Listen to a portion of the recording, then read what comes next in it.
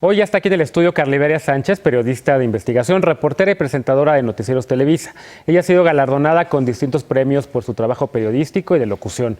Ha sido articulista sobre numerosas investigaciones internacionales, enfocándose en temas de migración, tanto en el Medio Oriente como de la comunidad mexicana hacia Estados Unidos. Carliveria, estoy muy contento que estés esta noche aquí con nosotros. Genaro, muchas gracias. Y qué generosa definición que, por supuesto, se queda muy corta con lo que tú eres. Oye, pero además felicidades por esta cobertura especial. Te fuiste a la frontera con Siria, te fuiste al Líbano con UNICEF. ¿Cómo llegaste a eso? Mira, tenía mucho tiempo intentando contar esa historia, contarla desde Lampedusa, contarla desde Kos o contarla desde las costas de Turquía. Me interesaba saber qué pasa cuando una persona es forzada al exilio. Y entonces llevaba mucho tiempo intentando o entrar a Siria o contar la historia y gracias a UNICEF tuve la oportunidad de acompañarlos en una misión humanitaria. Entonces nos fuimos la semana pasada a Líbano, que no sabía, Genaro.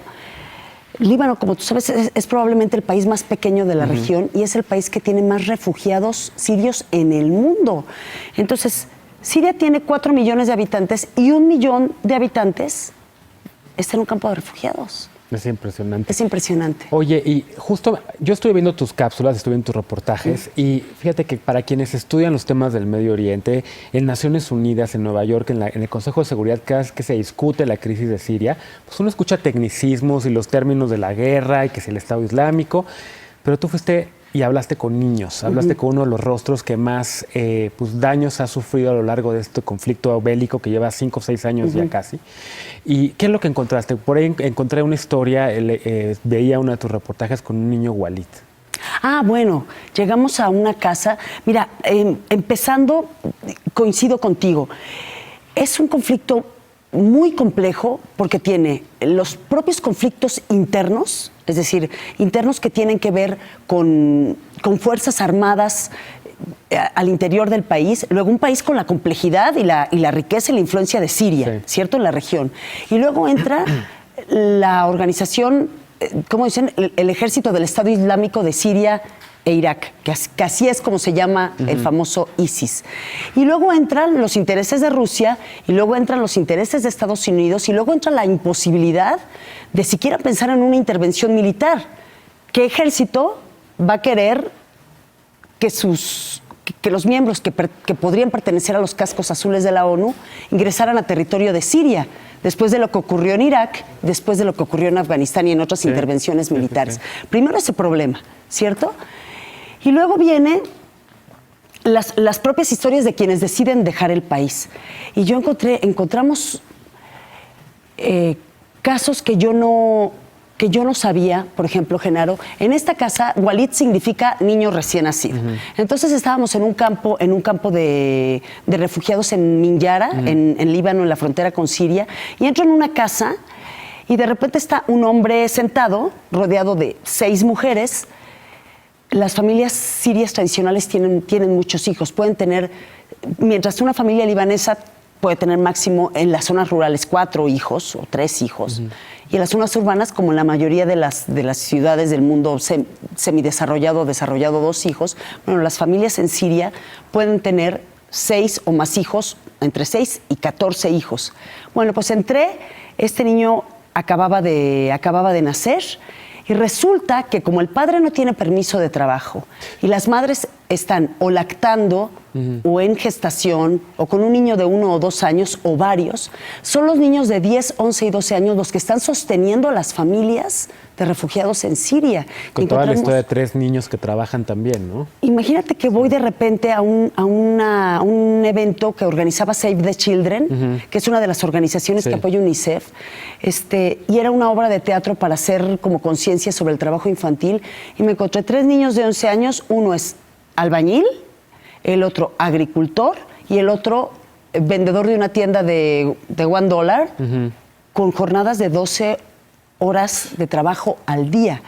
El asunto es que la mitad de estos refugiados que viven en los campos de Irak o de Jordania o de Turquía o de Líbano son niños, porque son familias que tienen muchos hijos y la mitad de esos niños no están escolarizados. y esos son los graves problemas. Oye, el campamento que visitaste, también por ahí veíamos algunas imágenes de casas prácticamente muy endebles, algunas techos caídos y demás. ¿UNICEF está metida en este campamento? Sí, yo no sabía, Genaro, todas las cosas que desencadenó el conflicto en Siria. El conflicto en Siria, por ejemplo, desencadenó un nuevo brote de poliomielitis. Imagínate nada más. Ya erradicada, enfermedad ya erradicada en varios países, ¿no? Bueno, casi erradicada en el mundo, y además que las consecuencias, tú sabes, de la polio, ¿no? O del sarampión. Y entonces empezaron a detectar que había niños que estaban afectados por poliomielitis, que estaban afectados por sarampión, que provoca una serie de problemas, incluida sordera, niños que estaban muriendo de varicela. Entonces yo no sabía, por ejemplo, que UNICEF es el ente más incluso que el gobierno de Estados Unidos, que compra más vacunas en todo el mundo y que ha tenido que vacunar de emergencia 2 millones de niños en la región. Y UNICEF, en este momento, por ejemplo, paga al gobierno del Líbano para que pueda escolarizar a los niños.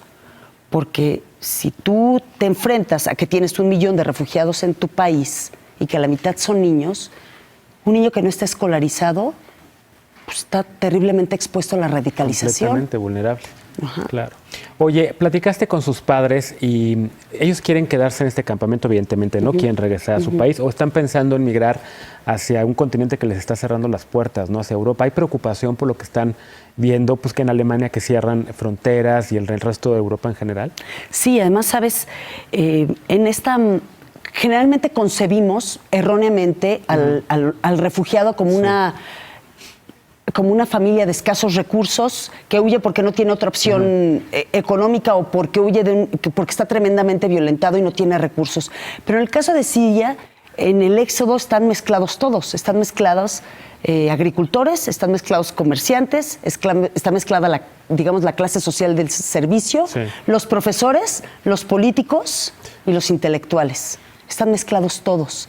Entonces, por supuesto, cuando tú vives en un campo de refugiados, donde tu casa es de 2 varas de madera, tienes 6 hijos, tienes un calentador de gasolina dentro del cuarto y viven 4 familias en un cuarto, la desesperación y el hacinamiento pueden ser tales que tú vas a buscar la puerta natural para el desarrollo, y la puerta natural para el desarrollo para ellos es Europa, ¿no? Y los padres están preocupados por lo que están viendo. Muy preocupados. Por ejemplo, estuve en campamentos que estaban pegados, por ejemplo, a la región de Homs. Entonces, estábamos del otro lado, pero Homs quedaba 20 o 30 kilómetros. Entonces, tú imagínate no sé cómo llamarlo, una nostalgia inmediata, Genaro. De decir, allí está mi casa. Sí, que la podían casi ver, ¿no? Claro, estaba con un hombre de Alepo, cuyo primo sobrino le manda el último video de cómo estaba el barrio.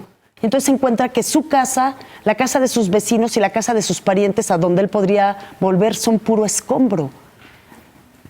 ¿Cómo intentas volver? El asunto es, hay un romanticismo en volver a tu tierra, pero cuando estaba leyendo el último informe, cuando el 70% de la infraestructura está derruida, no dañada, derruida, ¿cómo vuelves? Yo te pregunto a ti, Genaro, que haces Foro Global, ¿qué puedes pensar de la reconstrucción social y física de Siria en 6 o 7 años? No, terrible. Y con un abandono a la comunidad internacional también, y con los intereses de Rusia por un lado y los de Estados Unidos por el otro, Carla Iberia. Oye, se nos acaban los segundos prácticamente, pero quiero otra vez felicitarte por esta gran cobertura, tu trabajo en esta cobertura especial, sobre todo con el trabajo de los niños, y qué bueno que UNICEF te contactó. Mira, yo te agradezco mucho, y además sí quiero decirles que nosotros no podemos dar por hecho que un gobierno, que un organismo internacional como la ONU puede con sus propios recursos atender a 5 millones de personas en crisis. Entonces yo les invito a conocer, busquen niños de Siria y verán de lo que se van a enterar. Sí, y aquí en México hay una iniciativa de varios jóvenes que se llama Proyecto Javesha. Sí. Hemos hecho ya también algún reporte sobre eso. Muchas gracias, querida Carla Iberia, fue un placer tenerte aquí. Genaro, muchas gracias.